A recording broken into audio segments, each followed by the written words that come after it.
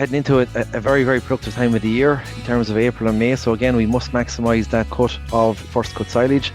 Very, very important to use the slurry as efficiently as possible. Treat it like a fertiliser to meet that big nutrient demand on silage crops. And also as well, Catherine, let's not forget about sulphur.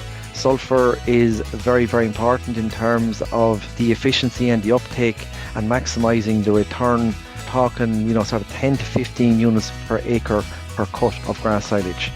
Hello and welcome to the Beef Edge, the Teagasc Beef podcast, for all your latest news, information and advice for Irish beef farmers. I'm Catherine Egan, and on this week's episode, as thoughts on farms move to fertiliser application for silage, I'm joined by Teagasc Specialist Mark Plunkett, working with the Signpost Programme to discuss fertiliser application for silage this year. Mark, you're very welcome. Ideally, when should farmers start closing paddocks for first cut silage? Yeah, I suppose we're getting very, very close now. You could be closing this week. Catherine, like we generally like to have, 7 to 8 days of growth. But we're basically in the week now for closing for first cut silage.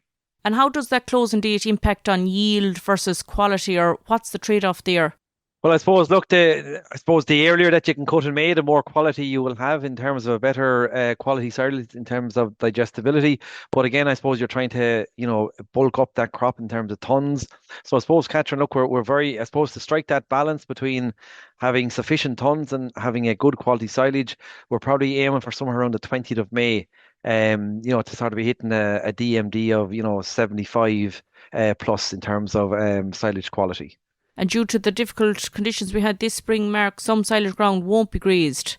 What advice have you for farmers in that situation? Yeah, very true, Catherine. A lot of stock has only got out there in the last number of days and weeks. So again, silage ground may not be grazed. And I suppose in that situation, you're probably, going to close up and, depending on the cover that's there, you may not apply slurry on that ground. Maybe you're going to go, you may just have to go with fertilizer alone. So again, you're looking at, getting a good compound fertilizer to supply sufficient levels of, especially PK and sulfur, something like maybe a 13-6-20 or a 12-8-20 or a 10-5-25.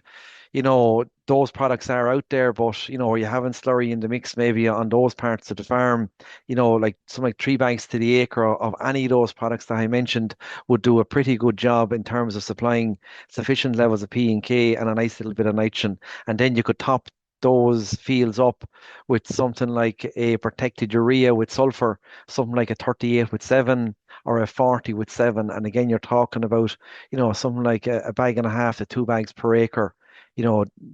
That type of program would give you sufficient levels of NP and K plus sulfur on those parts of the farm. And that's really important, Mark, particularly where covers are too high at this stage to apply slurry before closing.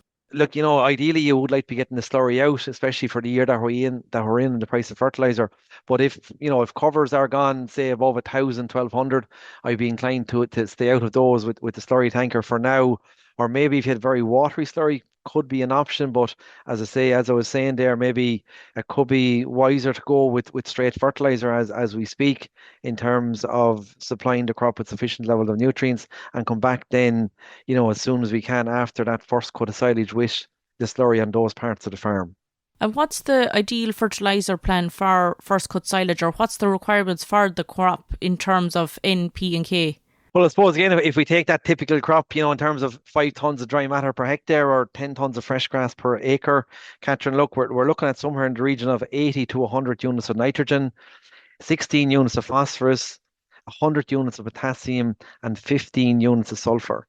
And the P and K there very much is to grow that crop. It's what that 10 tonnes of fresh grass needs to grow that crop between now and cutting. And how should farmers adjust the fertiliser rates based on the soil fertility indexes of those fields? Again, in terms of adjusting, again, fields that are index 1 and 2, like they have a big demand for P and K. And again, we should be targeting slurry to those fields to replenish or to meet that big demand for P's and K's.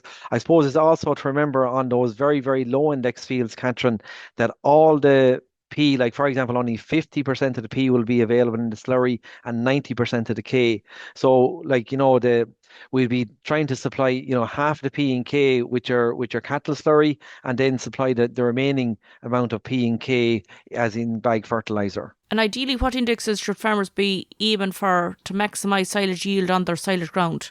Ideally, like we should be aiming for an index three on the silage ground, and again, in that scenario, we're only putting out, say, a maintenance application of P and K. And in the majority of cases, like, 2.5 to 3,000 gallons of good quality cattle slurry can supply the majority of that P and K. I suppose in terms of high fertility sites, if you have soils that are index four for P and K, they are very much an acid. In terms of P and K fertility on those fields, like most definitely, if they're high in P, you can omit the P for 2 to 3 years and then test the soil again. For K, we generally say omit the K for 1 year and then revert back to index three advice or maintenance K applications until you soil test again. But really, we should be aiming for an index three on the silage ground. Like remember now, we are heading into, I suppose, the best months in terms of grass growth, in terms of, especially nitrogen efficiency, fertilizer efficiency, as in terms of April and May. So again, we're trying to set up the crop, to maximize the production of grass and also, maximize the utilization of the nutrient, and especially the nitrogen.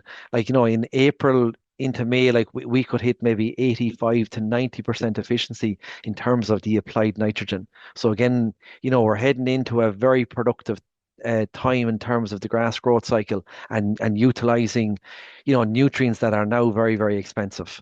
And given that rise in price in fertiliser and the current environmental pressures, how could farmers rethink their approach to applying fertiliser and making the best value of the nutrients that you mentioned there?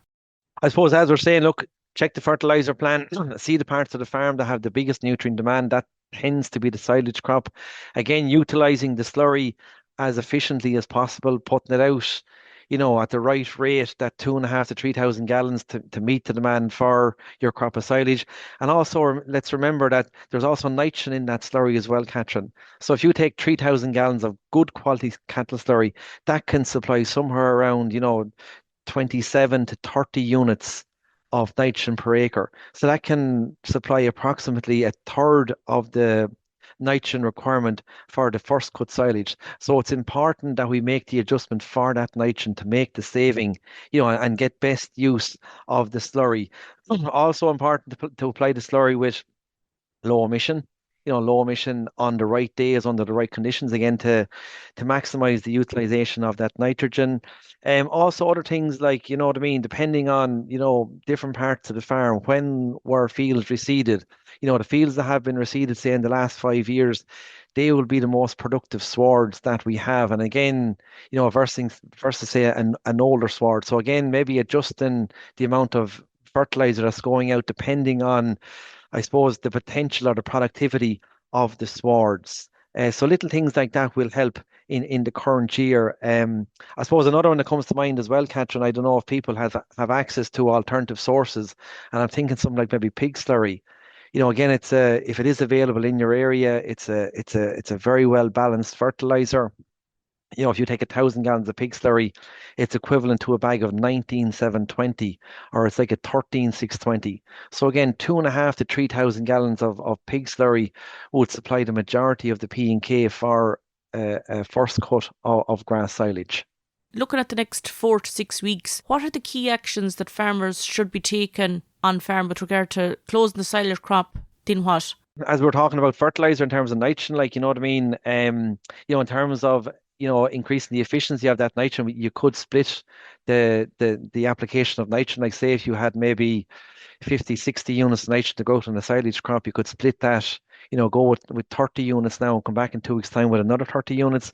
It would be important to assess the crop for things like, weeds or, things like docks, and see is there a need to control those in the next little while. And also assess that crop, you know what I mean, as we get closer to the harvest date in terms of cutting date. And again, like maybe we could pull back, Catherine, maybe back to the 15th of May, depending on growth between now and then, so there are little things that we could do in the coming weeks. And assessing the crop will be very important for crops that are closed now that might not have been grazed this spring in particular, Mark. Exactly. Absolutely. Absolutely. Finally, Mark, if you were to give farmers just 3 key tips for silage this year, what would they focus on? Again, look, I think we're heading into a very, very productive time of the year in terms of April and May. So again, we must maximise that cut of first cut silage. Very, very important to use the slurry as efficiently as possible. Treat it like a fertilizer to meet that big nutrient demand on silage crops. And also as well, Catherine, let's not forget about sulfur. Sulfur is very, very important in terms of, again, the efficiency and the uptake and maximizing the return from especially chemical nitrogen.